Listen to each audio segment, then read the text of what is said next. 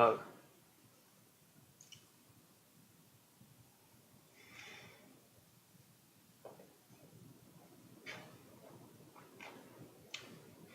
Okay. Welcome, my friends, to the machine. Where have you been? It's alright, we told you where you've been. Yeah, those lyrics sound slightly wrong. Yeah, welcome.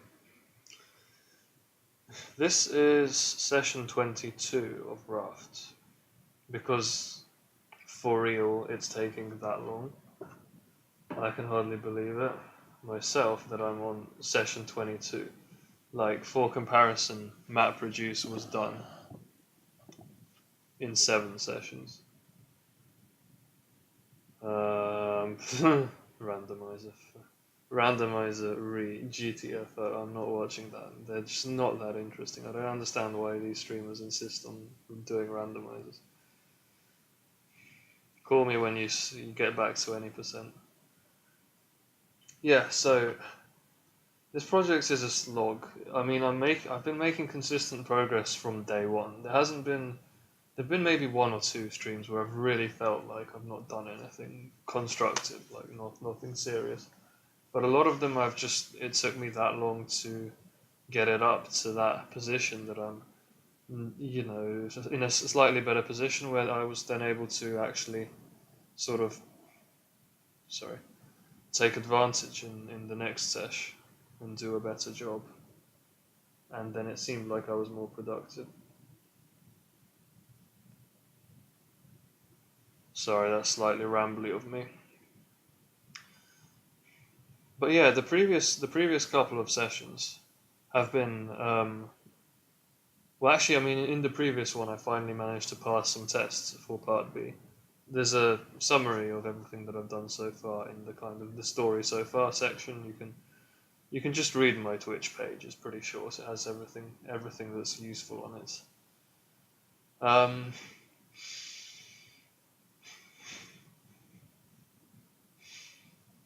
I feel a bit deoxygenated. Should I have opened the window a bit further? It is open, but 80 degrees of laptop. I can kind of lift it with one arm just about. It's an extremely heavy window. Yeah, so that's where I am. I'm doing Part B, debugging the process whereby data moves through the algorithm. It gets input, written by the leader, written by the followers, committed by the leader when at least half the followers have written, and then committed by the followers following the leader. I should not touch the microphone cable, should I? It might just randomly disconnect. For the time being, it's fine. I can tell just from looking at this thing visually that it's picking up well. But yeah, yeah. Sorry, I keep losing my train of thought trying to do this kind of chill introduction and managing stream stuff at the same time. I mean, it's just kind of.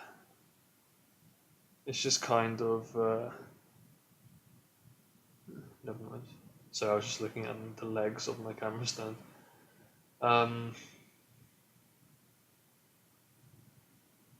Yeah, the followers. Oh my god, I was describing how the data cycle, and I didn't even manage to get to the end of it. That's how distracted I got. Sorry. Alright, no distractions. Breathe in, breathe out.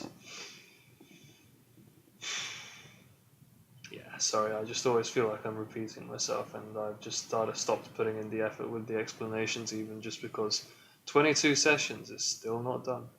But I'm not even that frustrated. I'm just a bit bored. It's like, okay, you've made your point. Let's finish this shit. So yeah, as I was saying, it's about data getting through this consensus algorithm. Data gets sent into the algorithm. The leader, whoever is the leader out of the servers in the cluster, writes it down, then sends it to the followers to write down ASAP. Then the leader commits the data when at least half of the followers have written. The followers commit once the leader has committed, and then everyone who has committed sends the data out. So it's all about getting the data validated and synced between all the different servers to establish consensus and make it fault tolerant. So, if one of the servers breaks down, even if it was the leader, a new leader gets re-elected and it just picks up where it left off. So it is mostly about fault tolerance. That's what Raft is about. By basically running redundant array of inexpensive servers, effectively, kind of like hard drives. You feel like you're doing 5 times as much work, but it's all inexpensive. Even if you make 5 copies of something on your array of hard drives, the point is no amount of copies is ever enough if the main one breaks down, and so that's the leader breaking down in this situation. Raft replaces it by electing democratically a new leader. So it's basically a democracy algorithm as well as a consensus algorithm. It's quite cool.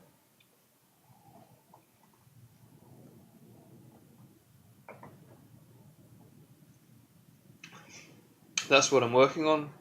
Concretely, I'm doing Project 2, which is Raft, out of the MIT Distributed Systems Lab. Part B, which is about data, I've described now. And there are 7 tests I need to pass. I've done it all, but I haven't passed these tests. So I've implemented it, and now I'm debugging using these tests. And yesterday, I finally managed to pass the first 4 tests after upwards of 4 sessions, I would say, of debugging where I still was unable to pass the first test, and then it finally happened, so I celebrated. Test 2 and 3 passed quite immediately after that, and then test 4, actually, there was another bug that I fixed, and so test 4 passed as well. So, with that in mind, we are doing test 5. Let's go. Starting with actually running the test, Go is just, because we're working in the Go language, the Go executable that sort of manages the language. The test parameter, which runs the testing apparatus. The run switch, which runs tests by matching regular expressions to their names. So basically detects this in the name of the test. And so I've numbered all the tests. So it's 2 for Raft, Project 2, B for Part B, and tests 1 through to 7. So I said 5 is the one that's not working at the moment. So let's do that. Let's run that test, and I'm going to save the output into a new file called out. Once I have initialized using my shell script the session, when it's like no Go files in this folder, okay, I run this script which automatically sets it to a different folder. Yeah, this is not going to work. Have I? Hopefully I've turned the debug output on, so I'll be able to investigate why it's not working.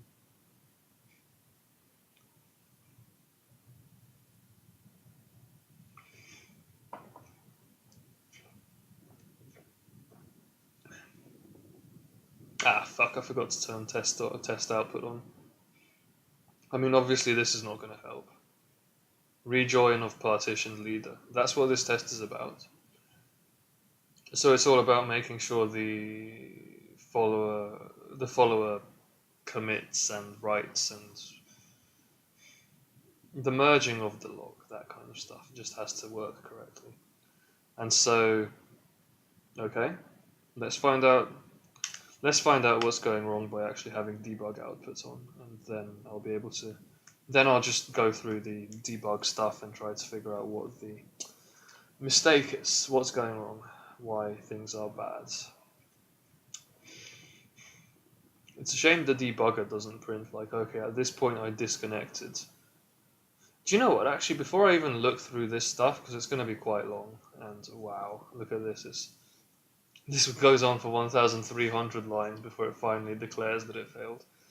I'm going to go into the debugger. So I'm going to turn on my debug print statements as well, also known as debug, because why not? Debug.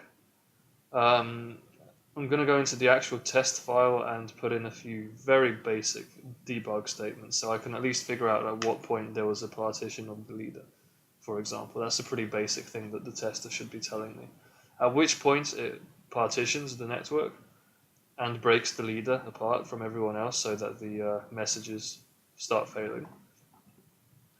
And that kind of stuff. So basically I'm just going to put that stuff in.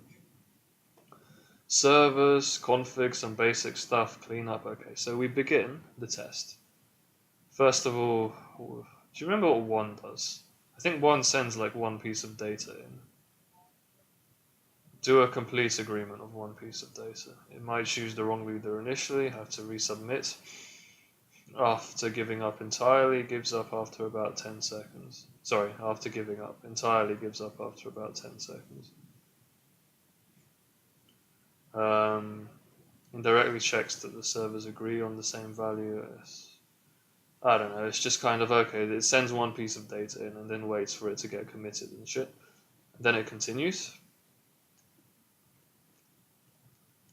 So I'm going to debug, which uses the queue function. And just type like debug 1 done. So then we have the leader network failure. First of all, it finds what the leader is and then it disconnects it.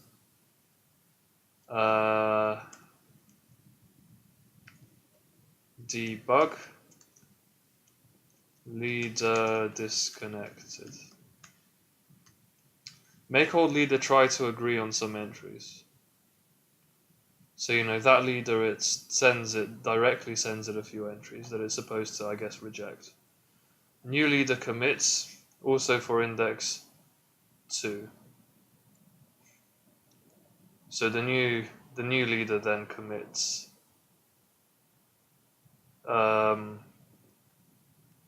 So okay, you know, having as many of these print statements as possible would be helpful, to be honest, because they're only going to get printed once, unlike the statements in my actual Raft project, which get printed once per server and then it immediately explodes into a mass of text.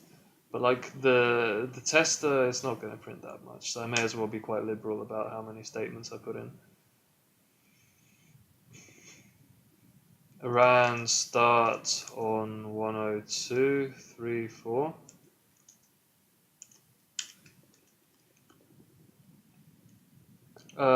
Old leader. Disconnected leader. Then it just, commits on the new leader, also for index 2. Was it like enforced that it's committing on index 2 or something? Expected number of servers, okay. Understood. So this is, the fact that this is 2, it's not the index, it's something else, that's just a coincidence. That's cool. That's totally fine. So what happens now? At this point, 101 sent in. So here, what happens is 103 is being sent in. New leader network failure, so bloody hell, it disconnects the new leader.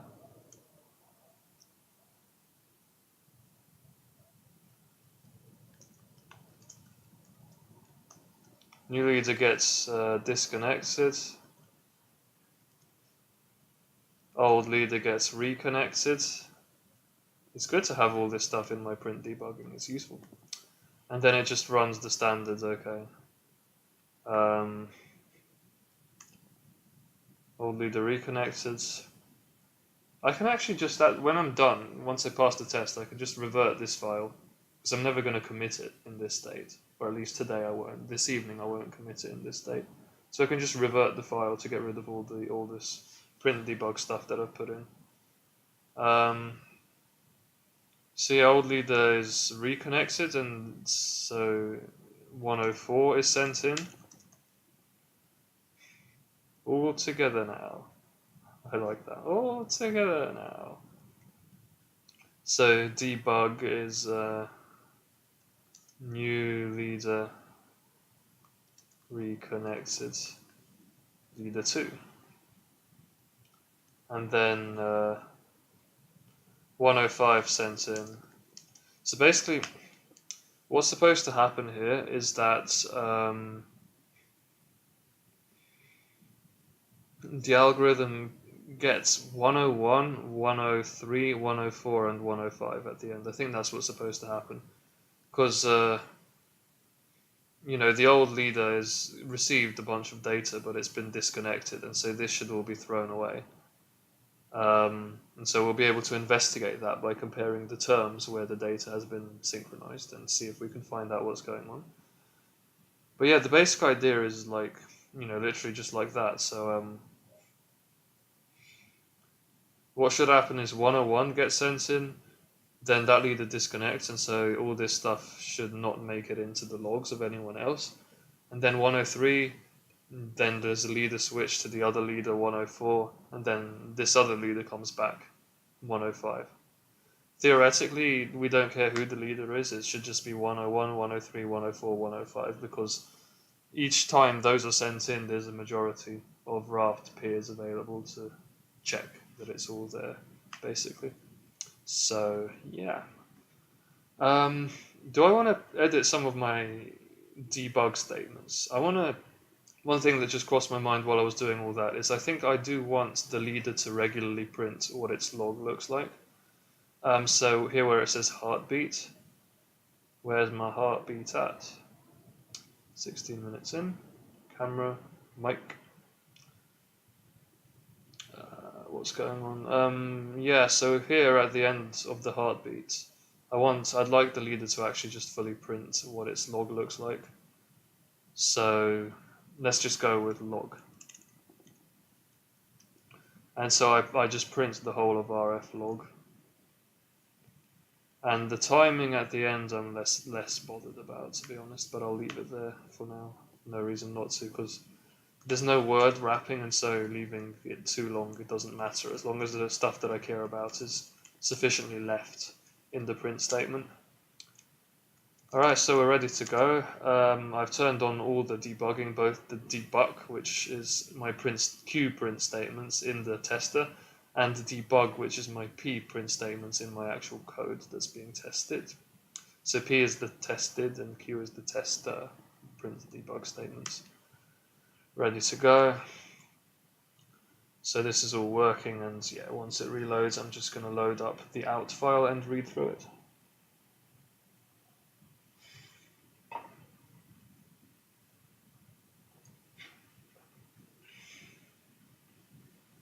Okay, first of all, the outcome should be that everyone has 101, 103, 104, 105 in their log.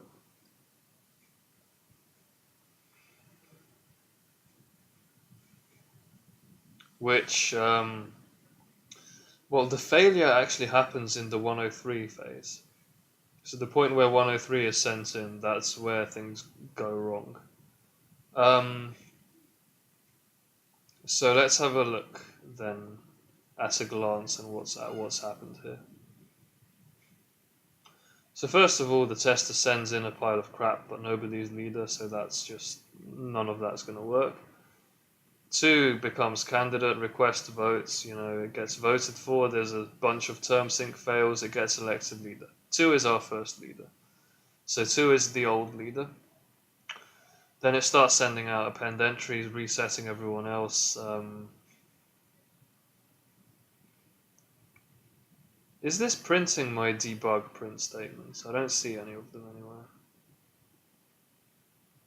Yeah, here they are. So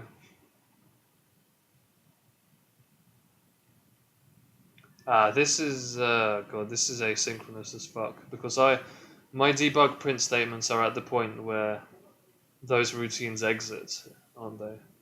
Rather than when they enter. So this is actually 101 has been processed rather than 101 sent in.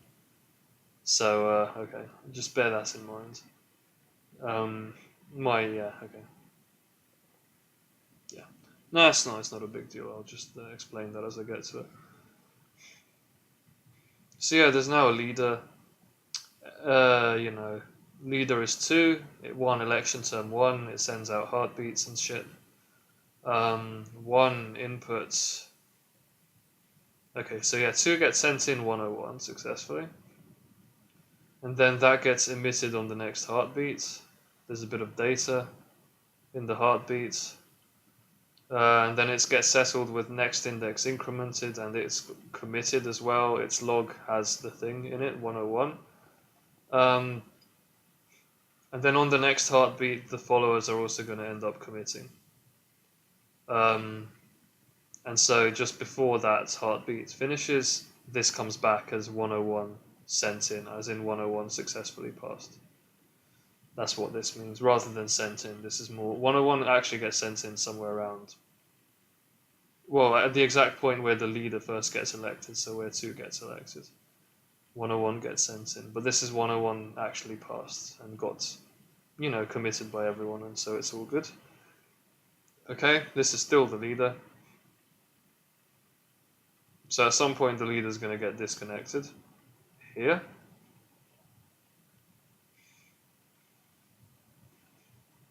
The leader's still working at this point. You can see here, an RPC is settled with the leader here, but then the leader is disconnected. So the leader then receives 3 different numbers, and the others, the followers, get sent the other piece of data. That because one of these is now going to get elected leader, 103 will be received by one of those. So let's see what happens. 217, okay, yep. 2 is still sending heartbeats. Now they're going to start getting ignored.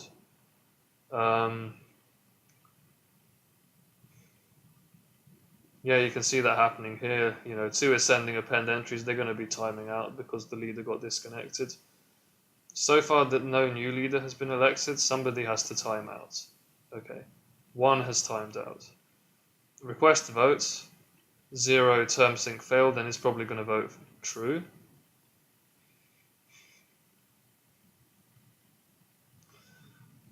Zero does not vote true on the first vote. This is a peculiarity in the way I've coded it, because its term does get updated, but it uses its old term to determine how it should vote.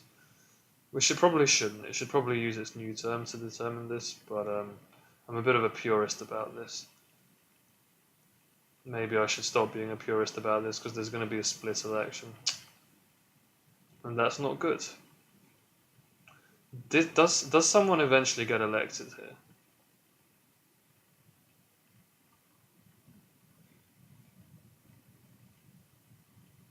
No, you see 1 is voting false on 0, 0 is voting false on 1, and that is just continuing. Bloody hell, yeah, nobody is getting elected leader. There is no new leader election. So from here,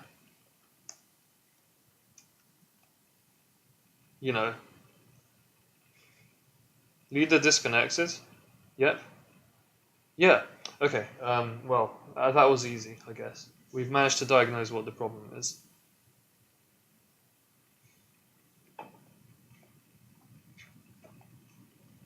Basically, no leader is getting re-elected after the first leader disconnects. And so leader election is not working correctly. And the reason for that is that basically, one of them wins priority and starts a vote, and then the other one is forced to become a follower. Yeah, so okay, the situation is we have 3 peers, just for example, and that's how this test works. It has 3 peers, and one of them is the leader. But the situation is, okay, well, the leader gets disconnected, so we have 2 peers left. And what's happening is one of them is calling an election, the other one reacts to that election and puts off its own election to give it a chance, but because it hasn't incremented its own term, at the point where it grants votes, it increments its own term immediately, but it doesn't. It uses its original term to grant the vote, which it shouldn't be doing. That's what the bug is. So yeah, I mean, you can see an example of that here. Where it says vote false, that should basically not be happening in this test.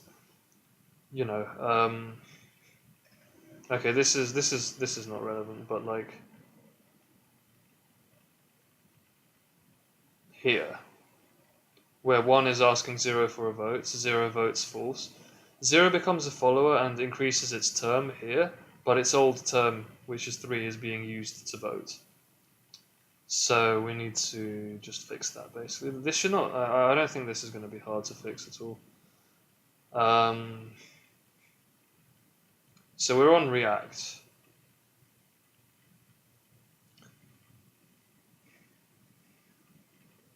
Is React parsing? That should be written in my out log.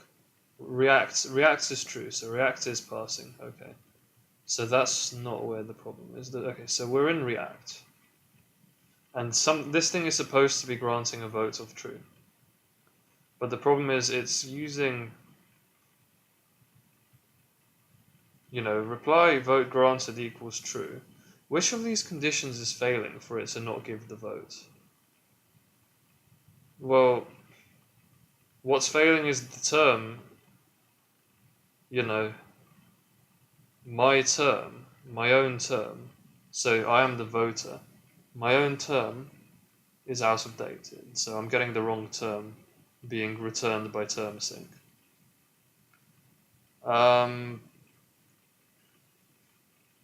This is slightly subtle. I need to make sure I don't mess something up when I fix this. If what I think is even happening. So I think my term is, it's returning the old term. It updates its term for next time and returns the old term. But, doing that is too late because the other one will increase term because it's timed out next time. So there shouldn't be a next time. Doing it next time, they just get into this cycle where neither of them votes for the other one because they keep timing out and increasing term, and the first time they increase term, the other one doesn't vote for them. In which time the other one has a chance to increase its term. So it needs to be that the vote is granted immediately where relevant. So, okay, let's have a look at term sync. Yeah, this is basically the problem. So where it says return my term is the original term that's being returned. Even if my term is updated to the other's term, my term is still being returned, which is dodgy. This is dodgy not only for that reason, but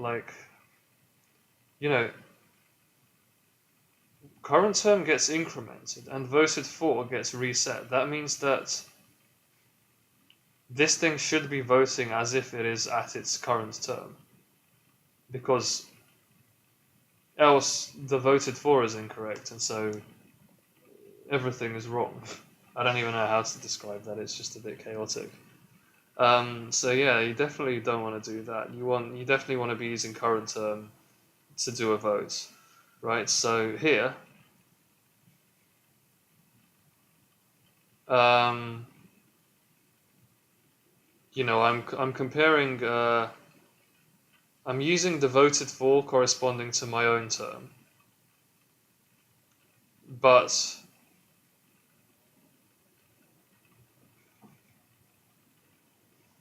I'm also not using my own term. Even though React is true, I'm using is that what's happening? Like, I'm using my old term and therefore the vote is not getting granted. I'm not 100% sure why the vote is not being granted, to be honest, because looking at this code, React is true.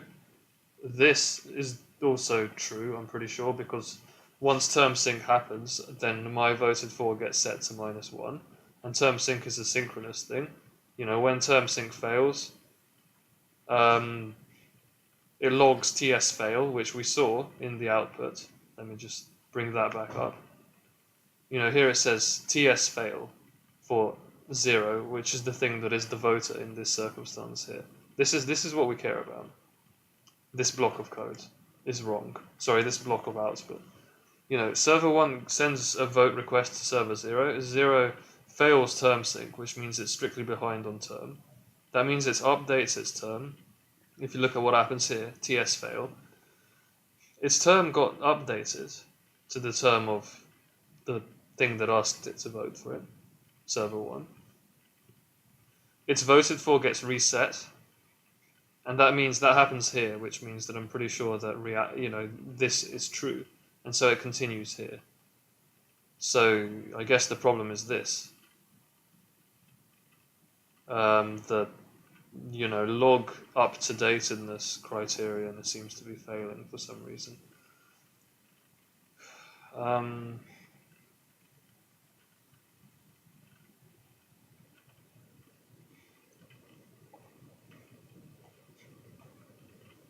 Before I print debug it, I want to just theoretically go through it to see if I can spot the error.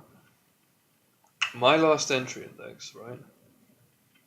I am the voter. My last entry index is indeed this. My last entry term is the term at my last entry index.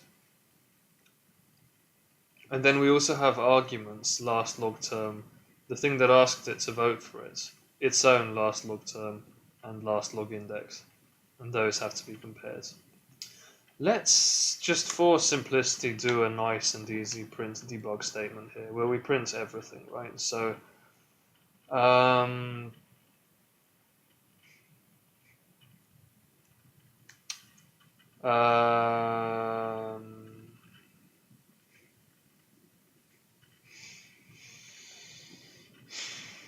sorry, I'm just kind of without oxygen for some reason.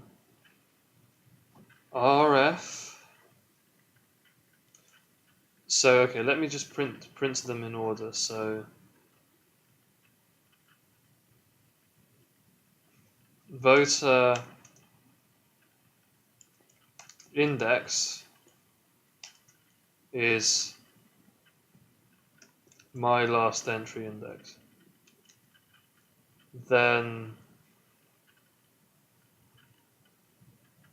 term is my last entry term. And then we bar and go candidate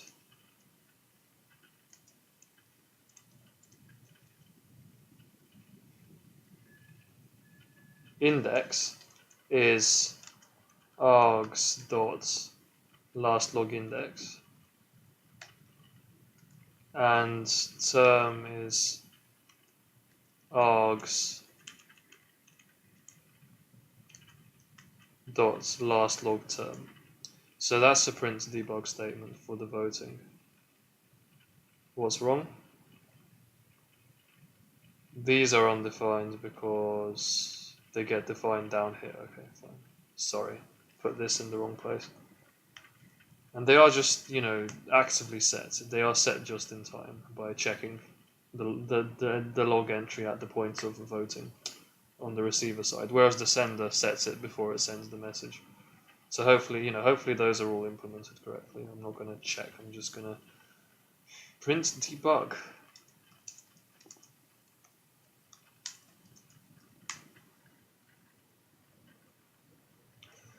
And to be honest, I think it's unnecessary to wait for all of it to go because it will just fail at some point here.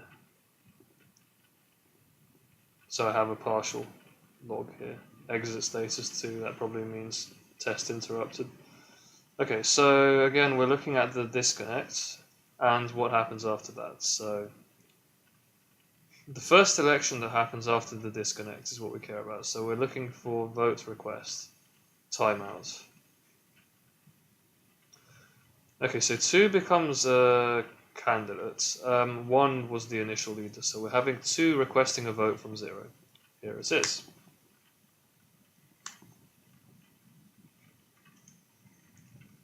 Alright. So voter's index is 1 and its term is 1, whereas the candidate's index is 0 and its term is 0. I find that pretty hard to believe, to be honest. The candidates... Sorry, I just got a big whiff of shit coming from outside, because it must be outside because the windows are closed in my house. Just another shit taken by some random animal / person on my estate. It's not quite impoverished, but getting there. Yep. The candidate and the voter are in exactly the same situation. It's just the candidate. You can even see if we look at the next, So 2 requests a vote from 0, which fails, and then 0 becomes a candidate, and 0 requests a vote from 2. This is not going to, you know, it requests a vote from 1, but 1 is disconnected, so we don't care about that. And the same thing happens. Right, so you can see from these 2 blocks, which are identical, that the voters index and term are in both cases 1, which means 2's index and term are 1. 0's index and term are 1, but here it's saying that 2's index and term are 0 and 0's index term are 0. But I know for a fact they are 1 because we already processed one piece of data fully. Therefore, the candidate is not setting its index and term correctly. That's what the bug is. And the point where that is set is the point where the vote request is sent, and that happens in the candidate code. So somewhere in here, it requests votes, term and candidate ID are sent. Oh, I think the problem is I quite literally did not implement sending the prevlog index and prevlog term, or actually last log index and last log term. Sorry, because that's vote request, not append entries. Yeah, so you can see it here. You know, this is the auto vote, so this is the situation where send request vote is not even called. But send request vote, this is the only place where it's called. And so for, you know, the vote gets set up here. And args gets defined here just before the vote is sent, and the problem is that the args are not actually getting sent in the first place. Once I repair that, I mean, that should just pass immediately, I think. That's quite a minor bug. It's just me literally forgetting to implement a bunch of variables. So the variables that are necessary are in my scrap to be, it's just going to say like append entries variables in the send. These are the, oh sorry, no, I want request vote, don't I? Ah, yeah, see, I needed to edit request vote in order to implement data, but I implemented the test on the receiver side to check that data is up to date, but I didn't implement sending the data on the sender side so that the receiver has something it can check. That's basically what I forgot to do. So yeah, if we find somewhere in here vote request variables, see, I haven't even written about the vote request variables here, so I've just completely forgot to do that somehow. It's actually called request vote, isn't it? So let me just summarize that out of the blueprint. The blueprint is from the Raft extended paper. It's the bottom right of my Twitch page. There's a quick link to it. And this, you know, has all of the information that we need from the RequestVote RPC, which has, you know, it has term and requesting vote, the candidate ID, which were there already, but we also have last log index and last log term, which are new to the data phase. And it's completely clear what these are. It's just the, you know, my current last entry. What is its index? What is its term? So in fact, yeah, let me just... It's a bit different to prevlog index and prevlog term, which are the leader sending out data, its entry before what it just sent. Whereas this is literally just the last entry. Sender's last entry. So it's a bit different. And it doesn't send anything else, just last log index and last log term need to be set. So they're there in the specification, I just don't set them. So this is all done within the lock, isn't it? Because it should be being done within the lock. Is it not being done within the lock? That's a bit strange. I lock and then unlock here.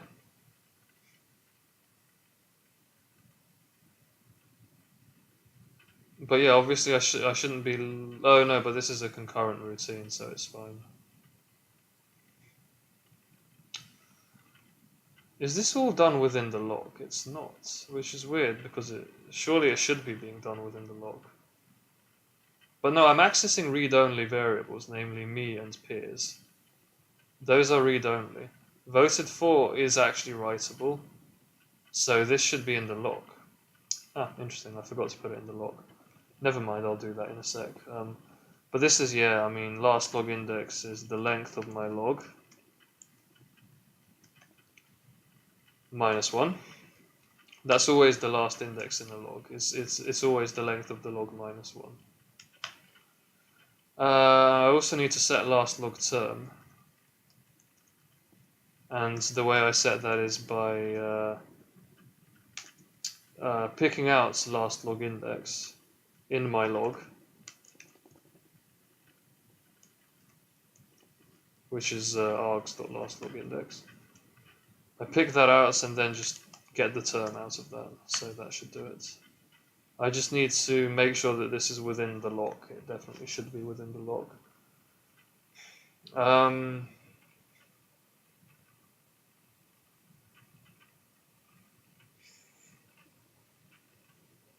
Maybe what I should do is make a copy of the last entry so that I don't have to like fully lock all of this. I can just get the last entry. Or maybe that's an unnecessary optimization. I don't think it's so bad. Set up vote, just get the last entry. And so how do I copy a variable? What am I trying to copy? I'm trying to copy an object. So I think I want to use something like golang struct copy.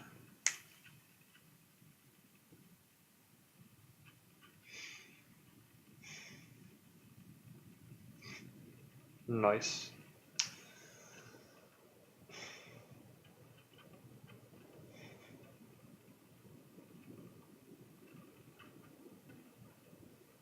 Yeah. Deep copy a struct is exactly what I want to do.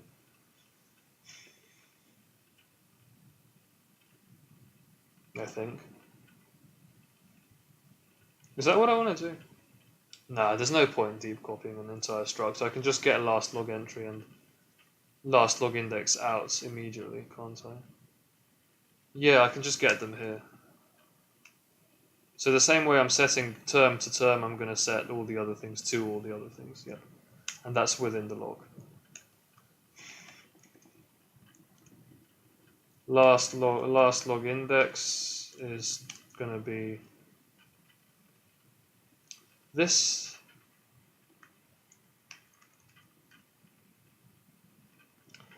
The last log term is going to be this. Both of these are just integers. This is now going to go in here.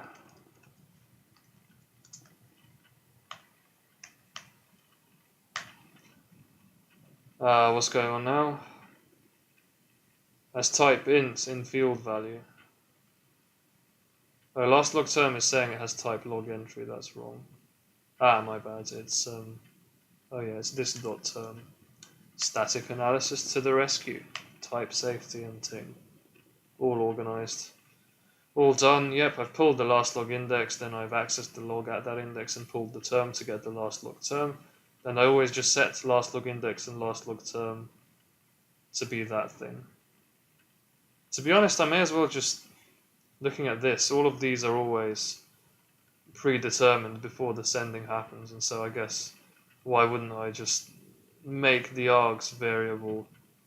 Don't make a new args. This is just a waste, isn't it? It's just yeah. I may as well just send a reference to the same args in every iteration of this loop, basically.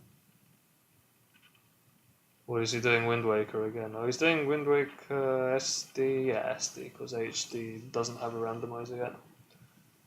Yeah, just define args here, literally. Easy. You know, and then I just pass a reference to args in every loop iteration.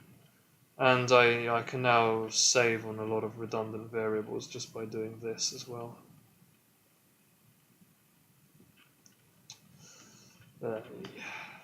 Control V instead of Control C, them ones. Send this here as well, and then last log term gets set outside it here.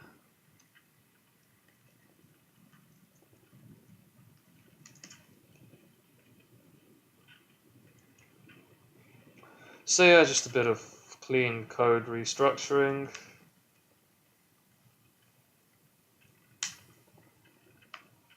Pretty simple. What's the problem here? Last log index is, yeah, it's because it's now part of args. Args last log index is actually capitalized, and term is undefined. Where else is term used? Here.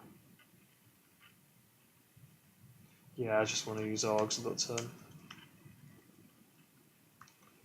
Yep, so I'm sending, again, what I've done is, outside of the log, I'm just sending a reference to the argument, a copy of which was made at this point here, where I just pulled all of the values out of myself while in the setup vote section. Then, it unlocks after I've got all the variables that I need out. And then I just send a reference to those arguments which were defined here. Once I just send out the same reference on every loop iteration to everyone. Alright, well that's pretty clear, I think. Nothing else really to talk about there. Let's just run the test and hope that it works. Save a copy of this, who cares, it's going to get overwritten anyway. Let's go. Always the same thing that I'm typing into the console, of course, just keep testing it till it works. That was a lot faster, which is promising.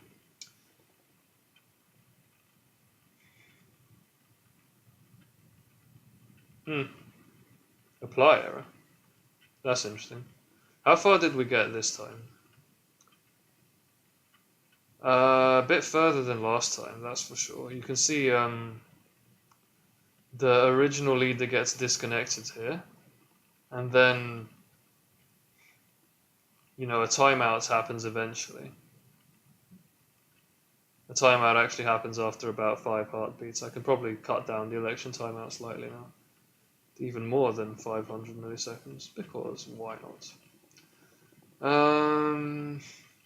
One request votes. You see now, because the voting is actually giving the correct, this is now correct, this is the thing that was wrong before I fixed it.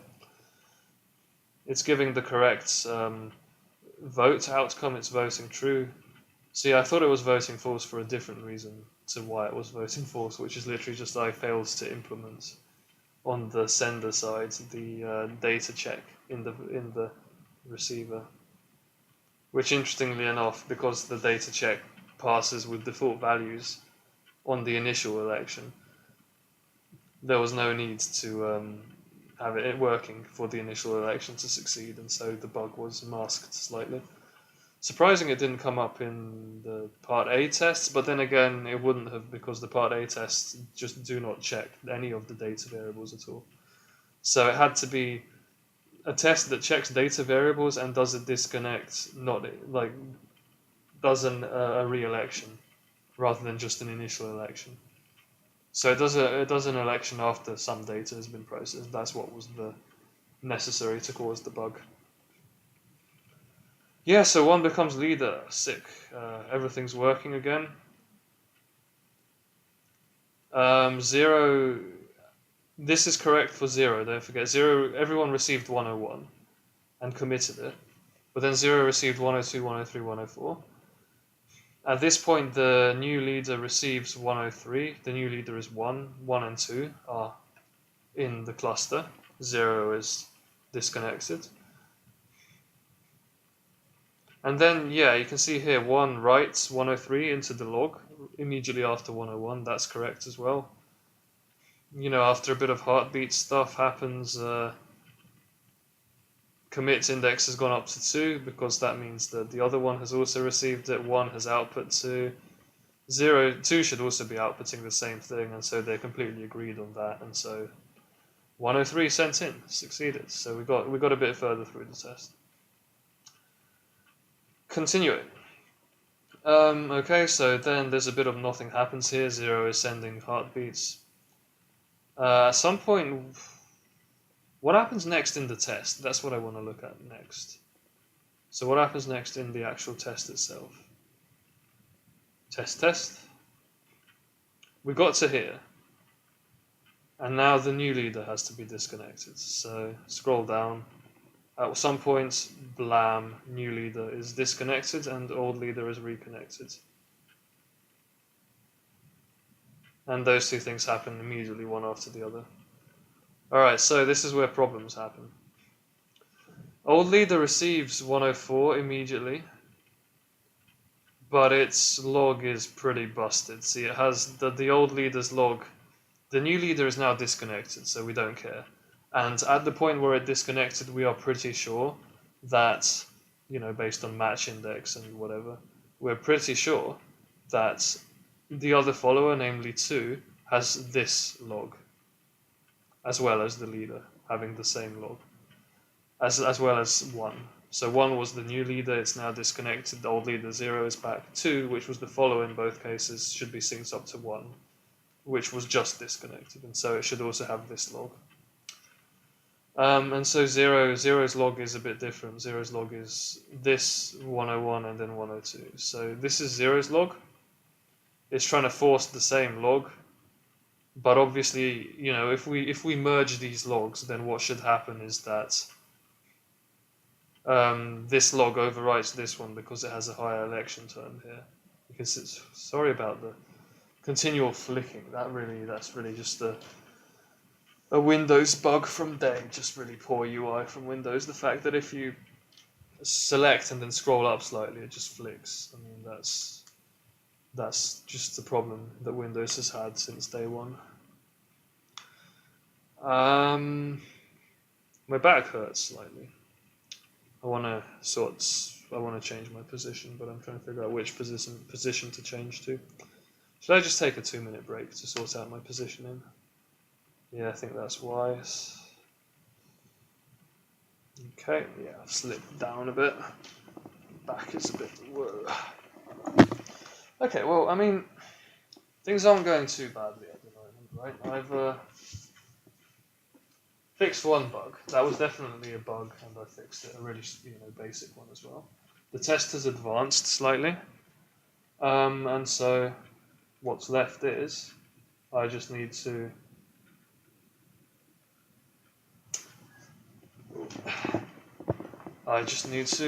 persevere and sort out, some of the other bugs that have been creeping in. Alright.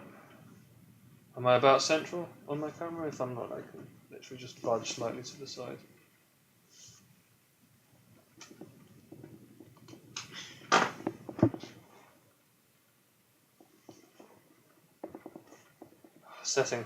Moving all this stuff up is a bit sketchy because I'm leaning on my pillow, which is against my headboard on my bed, and so I have to slide the pillow along as well, which can be a bit difficult. Let's do a refocus, new position, new focus. Very nice. Lighting is, it's not terrible. Camera, microphone.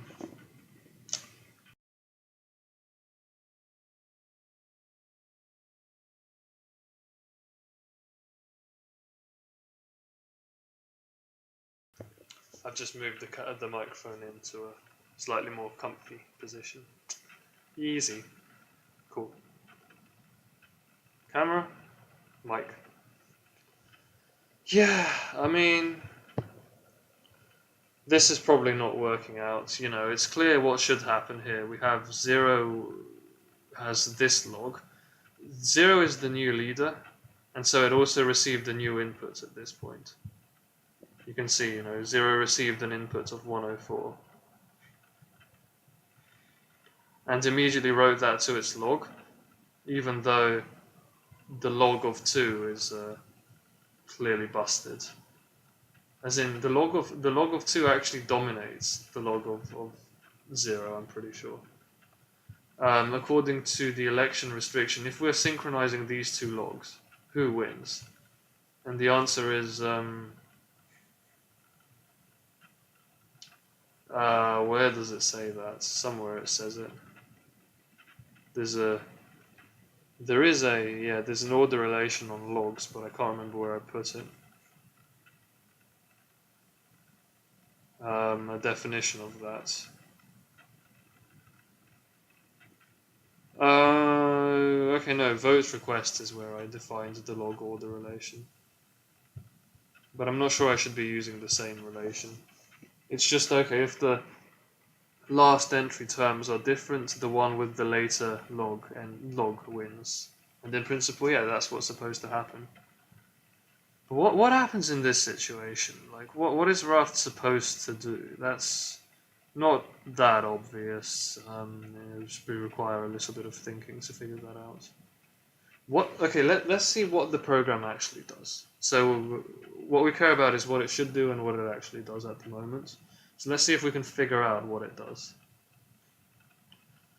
Well, 0 gets set to a follower immediately because it fails term sync. That's correct.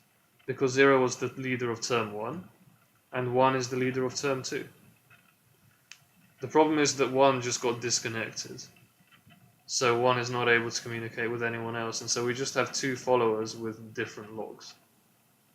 So thankfully 0 did manage to, before it did anything, 0 did commit a new entry into its log, but it was with the old term, and so therefore this entry should lose to this one, which is the log of 1, and also the log of 2, because 2 and 1 were up to date at the point where 1 disconnected. They were synced with each other.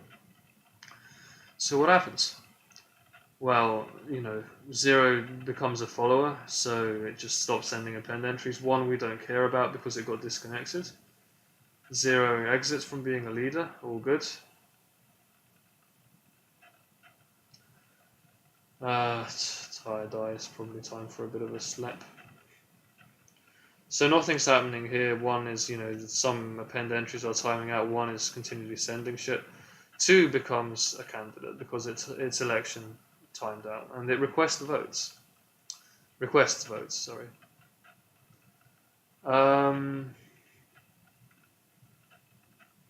Somewhere near here we're going to get the failure, which is that there's some sort of an apply error of some sort. So what happens here? 2 request votes, and so 1 is now disconnected, but 0 it becomes a follower again. It was already a follower, but it becomes pushed into follower again because 2 has a higher election term because it became a candidate. So election term is now 3. And indeed 2 should vote for it because this beats this, because first we compare the terms of the last entry, 1 and 2 beats 1, and therefore this wins. If the terms are the same, then the one with the longer entry wins, I think. But term, yeah, this is working correctly, so in this situation the votes are granted, 2 becomes leader, all good, very nice.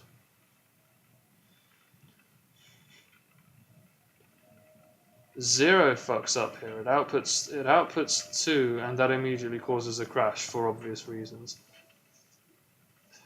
That's because 2 was never committed. 0's commit index, you can tell from when it exited being a leader, was always 1, and so it should never have output this, but for some reason it has output this. So there is an error in applying, in sending out, which is exactly what it says here. Commit index 2, server 0, 0. Yep. So server 0 with commit index 2, 102 is not the same as server 2, which sent out 103. So they differ. 0's commit index increases for some unknown reason. I couldn't tell you why that happens.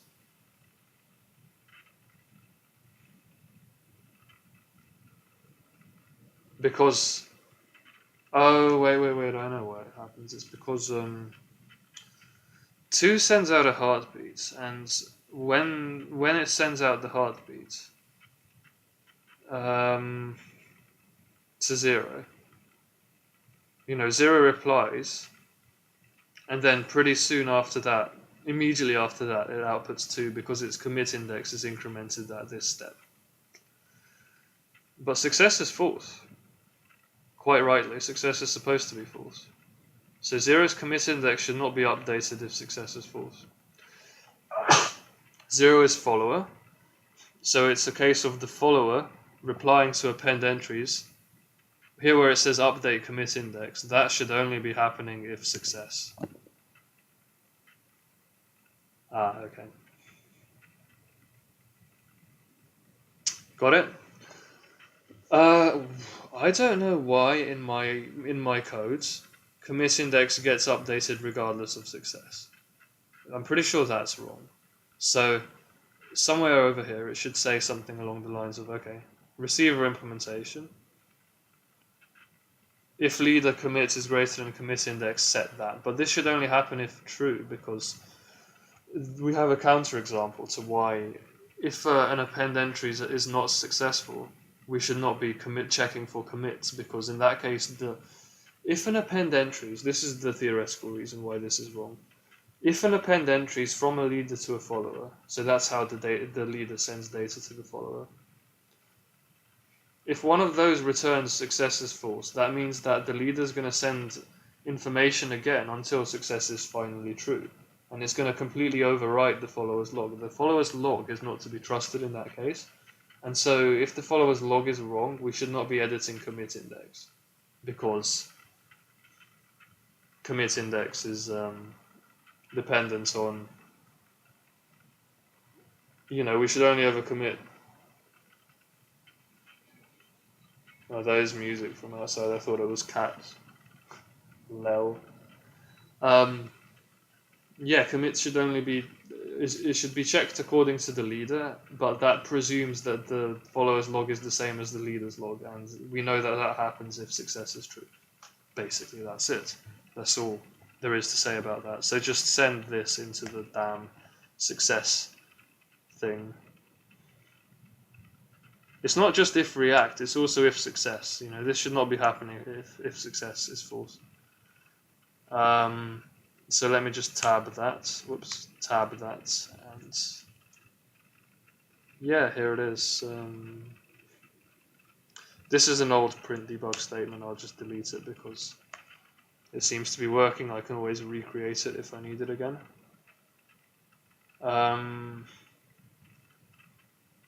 If reply success, then we do merge log. But not only that, we also update commit index only in the situation of success. And that's fine, because empty heartbeats are always going to succeed, because empty heartbeats, the prev log index gets set to default. Or the last one. But if it is it gets set to the last possible index, which means that the logs have to be up to date. But those next index keeps decrementing on every heartbeat for a given follower. The leader decrements it every heartbeat until it finally works, and then success is always going to be true from then on. So this is, it's eventually going to work in any case. And so commit index is eventually going to be updated, which is good. So yeah, I'm pretty sure that's good enough for it to pass now. I don't know if there are any other bugs. So that's 2 bugs fixed. It's going well, I guess. Just got to keep persevering until the tests finally all pass. So, okay, the test lasted a bit longer. Did it pass? Let's see.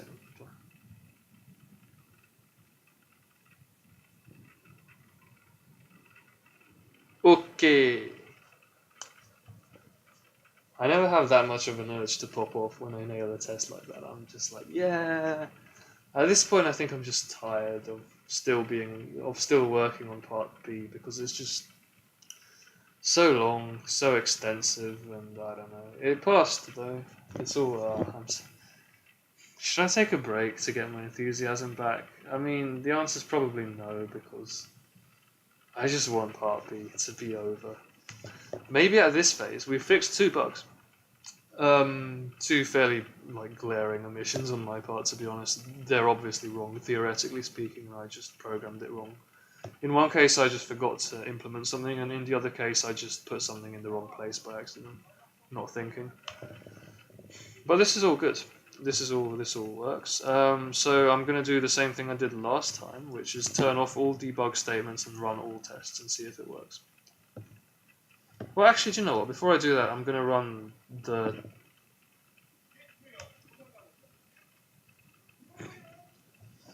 Sorry, distracted by the old chavs again. All of them are obese. It's sad. Oh well, just be thankful you're not like those people. Alright, so let's go. I'm gonna just run this test a few times. Smells of diesel. Fat guy's car. How many times should I run this before I'm sure it works? There is one very, very significant thing that is... That smells of kerosene. So the guy's car is just... I mean, he's gonna die from that car before anyone else does, inhaling those fumes. Still smells of kerosene, actually. I might have to give it a minute for the air to clear. Or like, just like...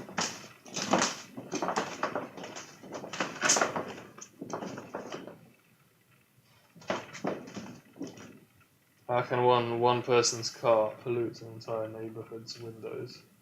That's a really awful quantity of like unprocessed crude oil coming out of that car. Or is it just, I don't know, setting fire to heavy oils? I'm not sure, I'm not a chemist. I couldn't tell you what exactly is causing that smell. Alright, camera?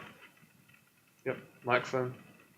Alright, so yeah, I was going to say, a really significant thing has been proven by this test passing, which is that my redesign for how log merges should be done on the follower side is correct, right? And it was a lot simpler than the previous version, which just made no sense in hindsight. So I'm glad that the new version passes, because it's simple, elegant, and works. That's all we need to know. So yeah, just going to run this test another couple of times, and then I'm going to run all the tests. All the tests.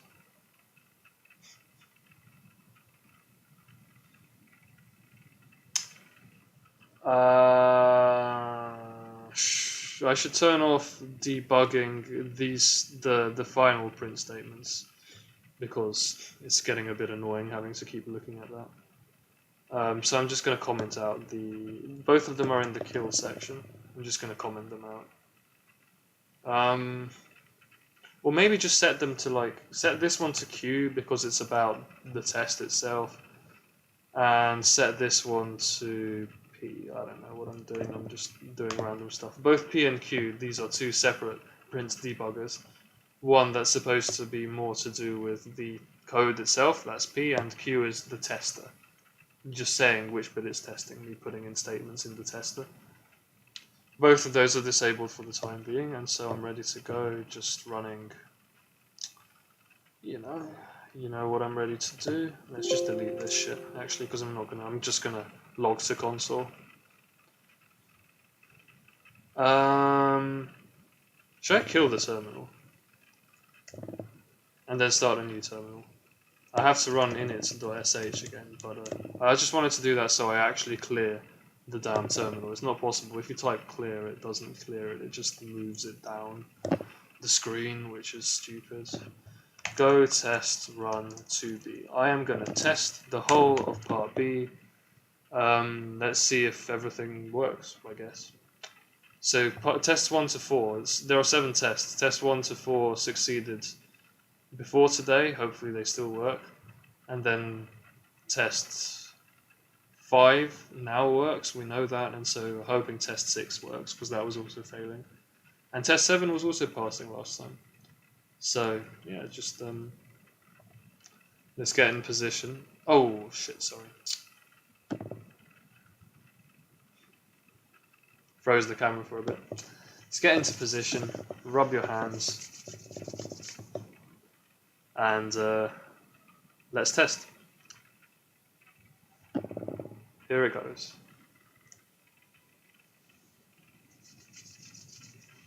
Da da da da da da da da. Couldn't tell you why I'm humming that.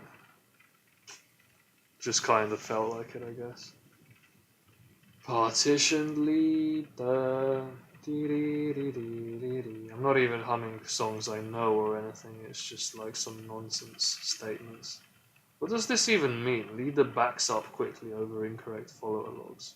As in it immediately sorts them out. Oh, as in if it's like a huge error, it quickly fixes it. Every heartbeat it backs up until it works. Is this gonna pass? It's taking us an awfully long time. I think it's gonna fail. It's gonna rip. Yeah. What the? 30 seconds of testing, dear lord. Okay. Ooh.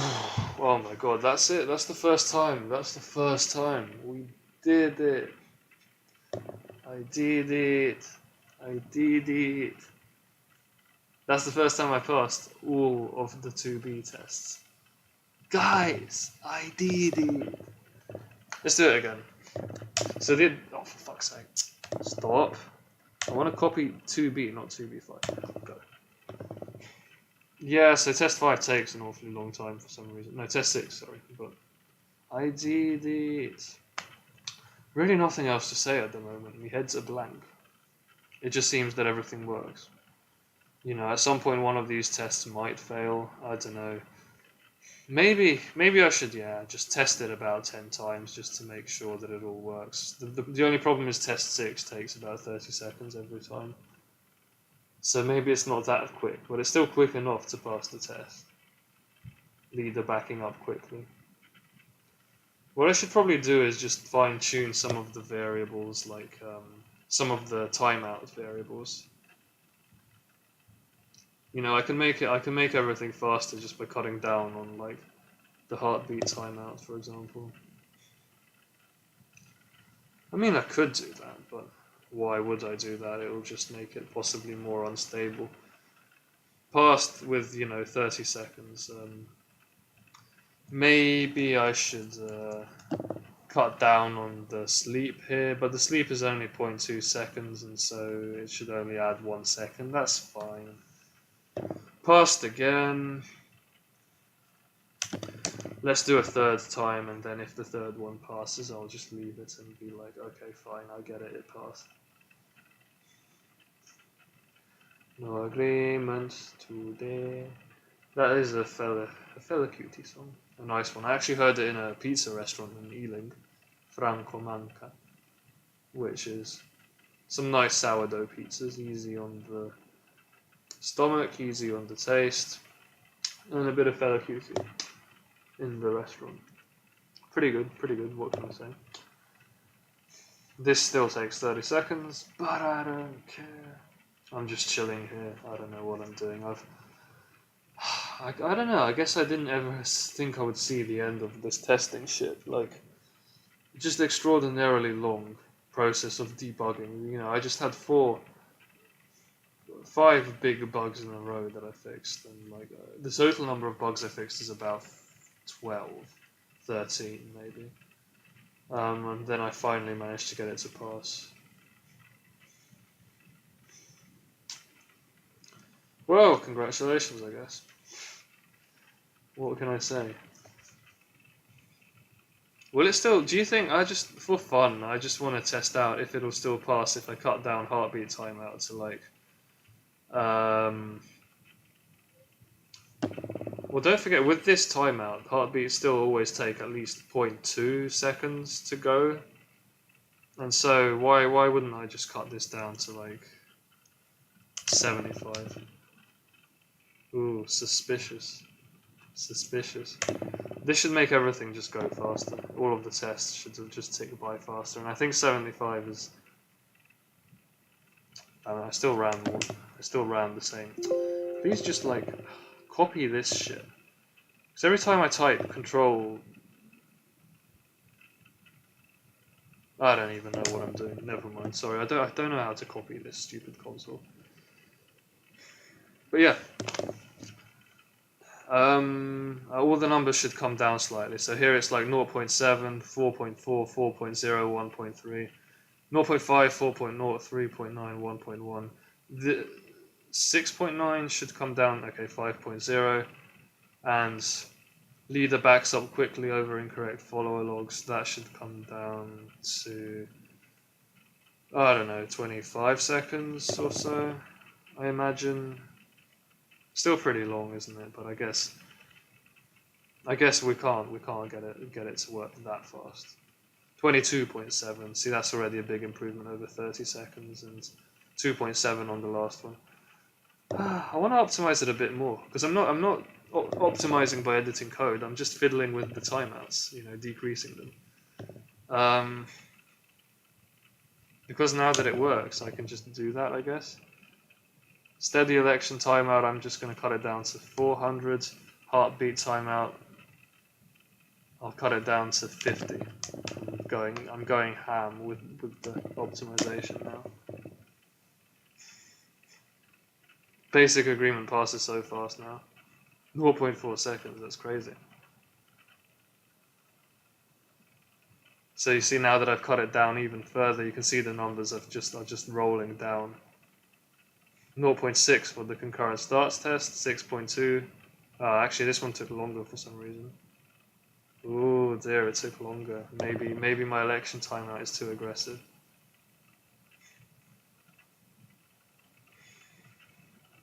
Election timeout should probably not be cut down that much. Just, heartbeat being low is good, but election timeout, it's probably reasonable to leave it at 500, to be honest. Okay, I'll leave it at 500. Heartbeat timeout, 50. Wonder if I set it to 0, what would happen? Probably just a disaster. Election randomization, 300 is fine, to be honest. I'm happy with it to be big because then it makes it less likely that there will be a split election.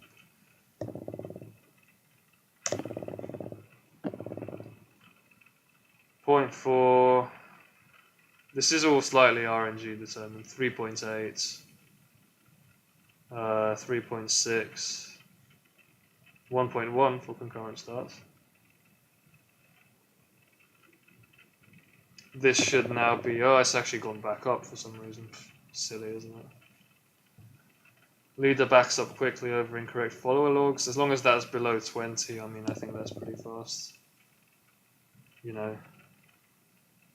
Quality of life improvement. The tests just run a lot faster. And RPC counts 2.7 again.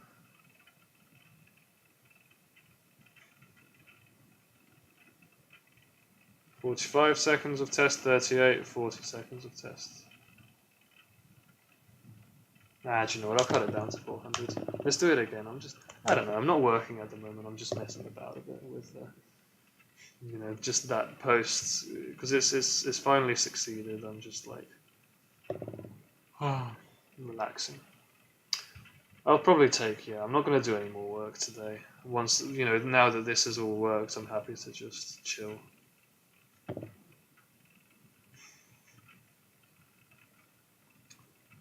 Funny how I managed to make the test 6 pass almost twice as fast just by halving the heartbeat timeout.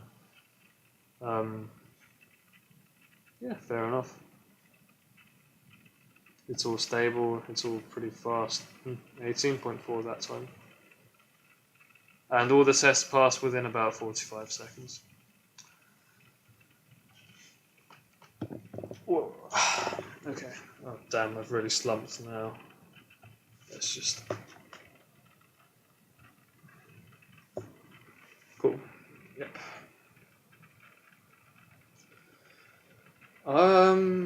I would say, to be honest, I am done with part B. This is it. It's finished.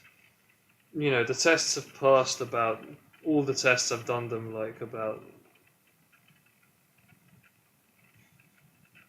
I can tell you exactly. I've done them 7 times on the trot, with just slightly different timeouts, just for the lols.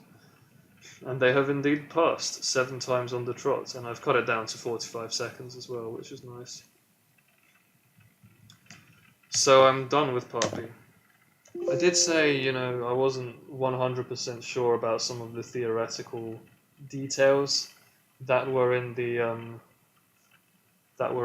blueprints that I processed into my sketch. But, one of the ones I was really unsure about, I ended up switching it out for something that made a lot more sense. It was just, a simple, I shouldn't set the commit index if I am a follower to anything beyond what my log length is. It's probably a reasonable check to have. That kind of stuff, these little details. But I think, honestly, I understand it well enough. Getting to grips with absolutely all the details, I think, intuitively speaking, that's more like, I have to know, I have to know the bug, the problem that motivated a particular thing to be there, rather than just reading it off the top of my head and being like, okay, this seems like a reasonable check, safeguard thing, but like, why is that there? I mean, the answer is because there was a bug, and a really weird, like, a particular setup that caused it to go wrong, right? And I'm not necessarily in a position to figure out what that was without seeing the bug itself, and so it's just too unmotivated for me to try to figure it out by myself, if you see what I mean. Yeah, easy. That's pretty much it. Just checking, yeah, camera. Only 1 hour and 21. This is going to be basically the epilogue section, so I'm just going to kind of relax a bit. And yeah, no need to go over the theory again, that's what I mean. I'm pretty happy I've understood it just from all that sketching. And then small modifications to my understanding as we were implementing. I redid one of the bits, how the logs are merged on the follower side. That's something I changed completely, and I'm happy because now it makes a lot more sense. Pretty much everything, even if it's not all off the top of my head right there and understandable, I'm still pretty sure it all works. I don't want to get anal about just going over it all and being sure. The proof's in the pudding, I think. Sorry, the proof is in the eating. I don't even know what that idiom is. I don't care. I'm just like, yeah, okay, fine. And that's it. It's passed. That's all. That's all I care about. What I will do during my epilogue now is I'll just have a quick read through, because I've been barely reading the coursework file that MIT provided. So I'll just read over it again to look at the hints and just kind of do a post-mortem, have a little bit of a think about like how did I react? Did I do these hints? Does this all make sense? Am I on top of all this knowledge? And yeah, that's pretty much it. I won't bother reading through all the tests or anything like that. That's just extremely anal. If it passed, 10 times on the trot or 7 times on the trot, then I don't need to keep analyzing it any further. The tests are. Oh shit! One of the tests just failed. It passed 7 times on the trot, and now just one of the tests randomly failed.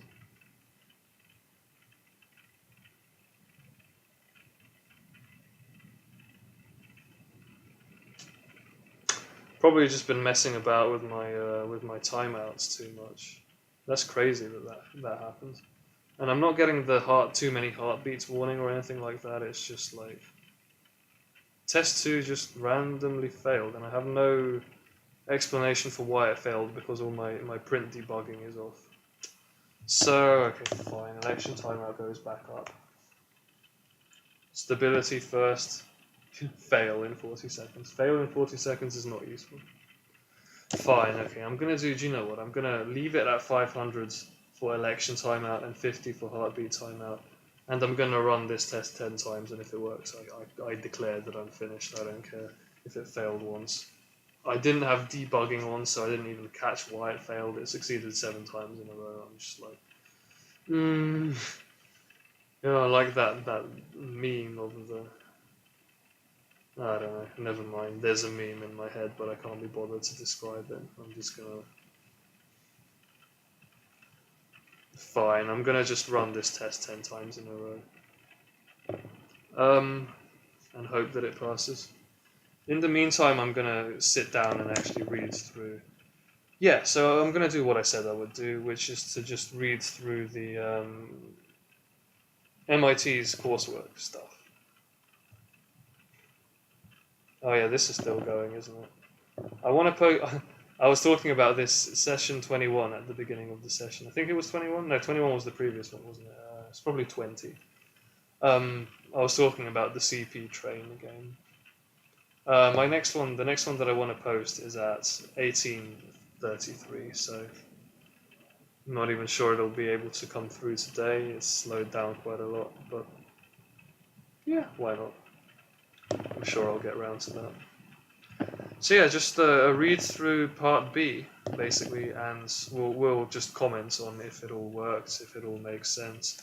Whereas this, at the same time, I'm going to just make sure it passes 10 times in a row, so I'm absolutely certain. Yep, a call to start at the leader starts the process of adding a new operation to the log. It sends the operation to all the other servers. Implement the leader and follower code to append new log entries. Implement starts, complete AppendEntries RPC structs, sending them, flesh out the RPC handler, the sender, the receiver, all the struct variables, start, okay. Commit index getting edited, passing the first test, passing all the other tests. You will need to implement the election restriction. That's something we looked at before. It's like, it's candidate and voter syncing up. It's not just the candidate and the voter. It's also, we have in both AppendEntries and in vote request, we have like in their receivers we have criteria for how to figure out. Oh yeah, look at all this shit. I'm just gonna straight out delete it. I don't need this shit anymore. This is my old implementation of how voting is this is the old implementation of how what was this again? The old implementation of how logs are merged. Yep, merge log. Merge log is just one line now, but the old implementation looks like this. It's just crazy. I didn't realize. I mean, it's one line, but it has two ideas in it. It has the idea where we pick out which bit of the log to delete. So this is where we delete the log, and then this is where we append the rest of the log. And just being able to do that in one line is crazy. Considering it was about 10 lines before I just deleted it. It's gone now. Piece of shit. So I just deleted comments, so that's not going to affect whether or not this passes. But yeah, that's what I was talking about. So just having like the criteria here where we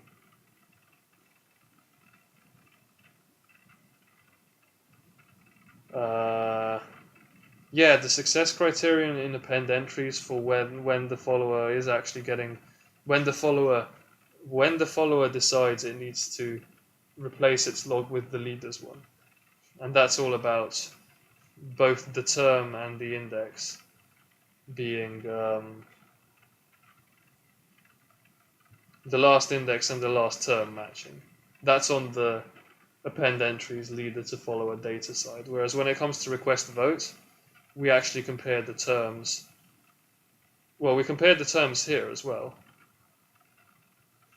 Here the terms and the indices have to be the same for this to work. So like the last entry of the log has to be identical for this to work.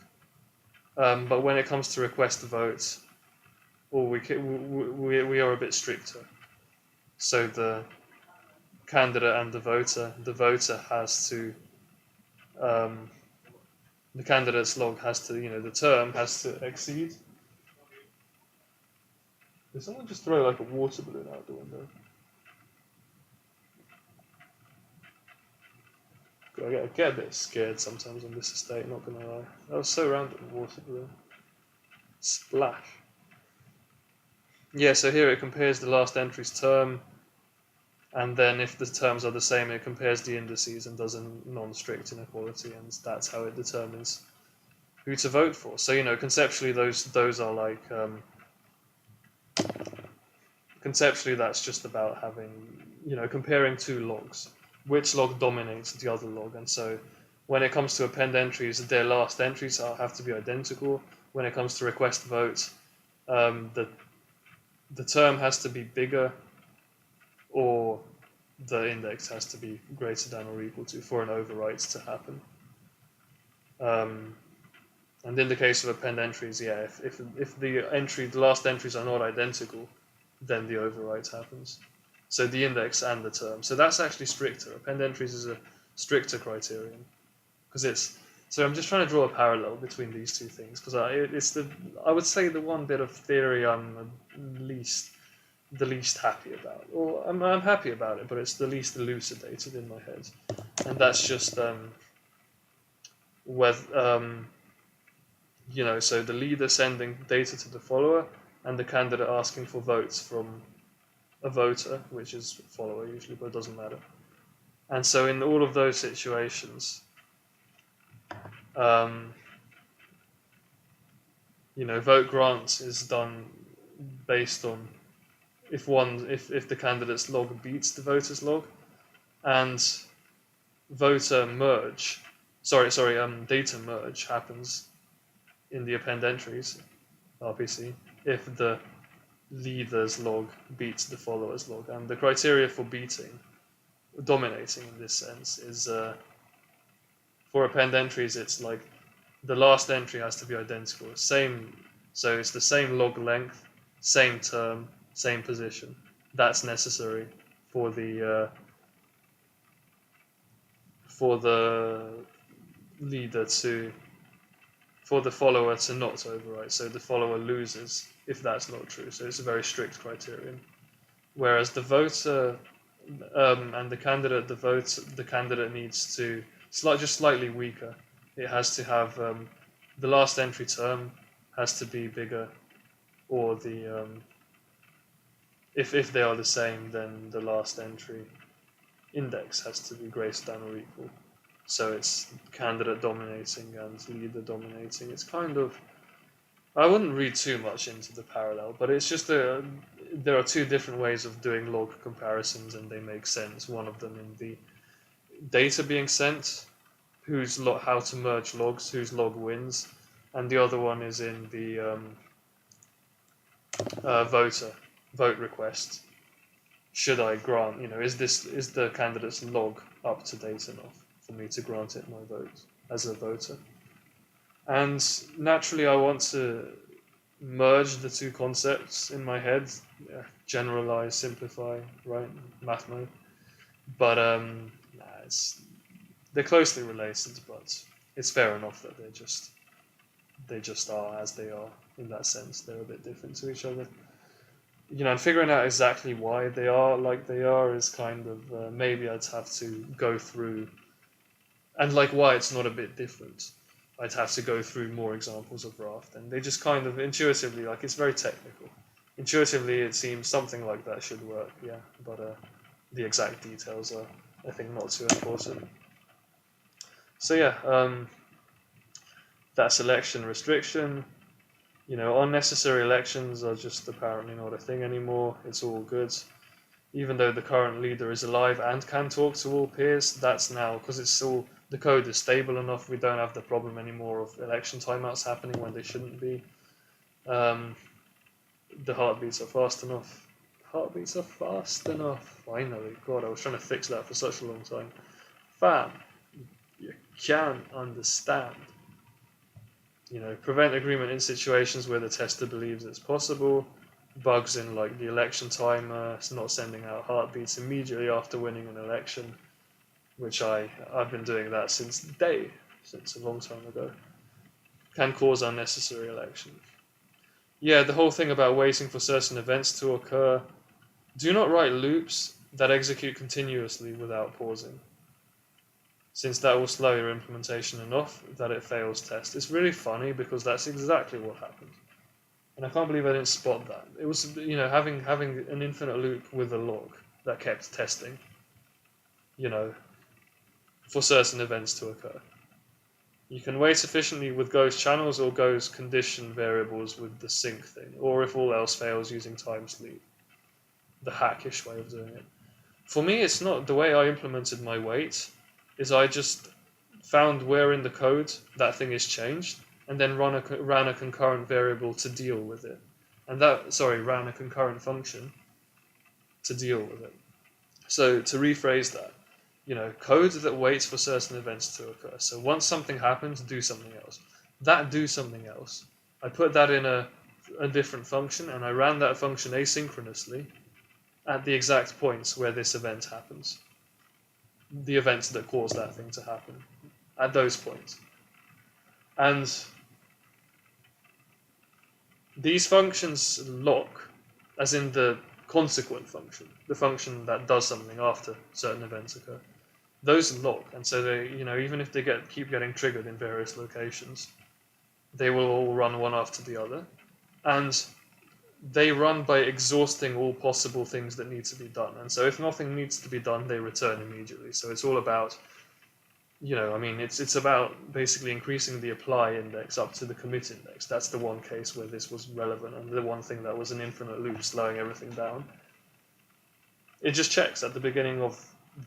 It does an infinite loop, but it's not an infinite loop. It's just a loop to bring the apply index up to the commit index and do everything it needs to do. And once they're done, it exits. And so it always checks that. And it doesn't infinitely loop regardless, because the first time it will check that is if commit index has somewhere been increased, somewhere else in the code, because that's why it would have been called in the first place, the consequent function. So yeah, it's just much nicer doing things that way. That's something I did in Pokemon Go, I was just saying, but it didn't occur to me to do it the same way when I first implemented it, and that was a bug that unfortunately lost me about 3-4 hours, probably more. It took me days to find that, because that was the biggest problem with the code. It was just running so slowly that it failed tests. And I had a hint here, but relating the hint to my own codes, it's like, I didn't have a clue that this was the relevant problem. Maybe I should have read the hint again. Give yourself time to rewrite your implementation in light of lessons learned about structured concurrent code, but thank yourself for having it as clear and clean as possible. Yes, yes.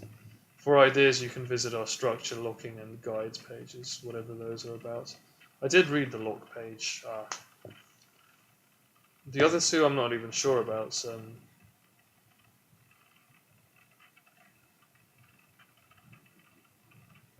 there's actually advice on how to do Raft in the first place. General advice. I'm not gonna waste time reading this for now. Maybe at the very end of the project I can read this, but for the time being I'm happy enough that I understand it. Like, I don't want to on stream go through all of it. Maybe once I've finally finished the project I'll just give it a quick read, but I don't want to just sit there and read it on stream. Locking I've already been through, and what's the guide about? Student's Guide to Raft.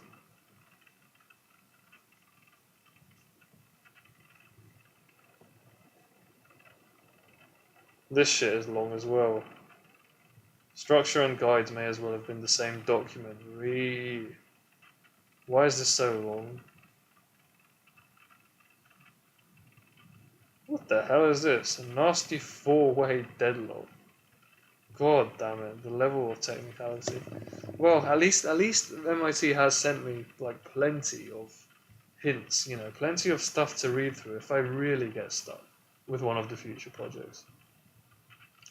I'll tell you what, once this test is done, once this stream is done, I will just read through this 5 minutes to myself and then leave it alone. This guide just seems too long, I'll leave it in for the future. Keep running tests, keep running them. The tests for upcoming labs may fail your code if it runs too slowly. You can check how much real-time and CPU time your solution uses with the time command. Yeah, but I don't need these details. I mean, I have my basic time command which just says, counts everything up. And then we have an example here, some example numbers. And yeah, okay, it tested, real time, user time, so CPU time, and time spent waiting and sleeping. You can basically split between the two of those. So real time is total, isn't it? The user's the actual time spent not waiting and sleeping. Much more than a minute of real time or much more than 5 seconds of CPU time, you may run into trouble later on.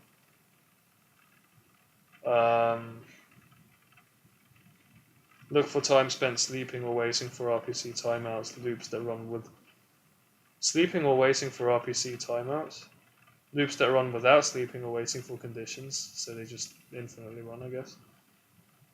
Yeah, all large numbers of RPCs, which are, I guess, tested by the last test. RPC counts aren't too high. Be sure you pass the 2A and 2B tests before submitting part 2B. And then you can hand that in for partial credits. Very nice.